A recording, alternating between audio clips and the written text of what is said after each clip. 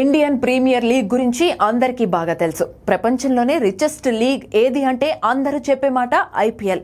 అలాంటి ఐపీఎల్ లో అతిపెద్ద ఫ్యాన్ బేస్ ఉన్న టీం గురించి అడిగితే అందరూ చెప్పే టీం ఆర్సీబీ. ఇప్పుడు ఆర్సీబీ ఫ్యాన్స్ కి గుడ్ న్యూస్ చెప్పింది కర్ణాటక ప్రభుత్వం. అవును, ఆర్సీబీ టీం కి ఉన్న ఫ్యాన్ ఫాలోయింగ్ అంతా ఇంత కాదు.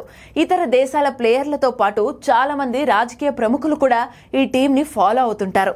కానీ ఐపీఎల్లో ఆర్సీబీ టీం తమ హోమ్ గ్రౌండ్ అయిన చిన్నస్వామిలో ఆడుతుంది అంటే ఫ్యాన్స్ తో స్టేడియం మొత్తం కిటకిటలాడుతుంది. కానీ ఆ స్టేడియం కెపాసిటీ చూస్తే మాత్రం ఇండియాలో ఉన్న అన్ని స్టేడియాల కంటే చాలా తక్కువ. అలాగే చిన్న స్టేడియం కూడా. అందుకే అక్కడ మ్యాచ్ జరిగితే T20లలో 200 స్కోర్ రావడం సర్వసాధారణం. అందుకే ఐపీఎల్లో ఆర్సీబీకి అక్కడ విజయాల శాతం తక్కువ ఉంటుంది.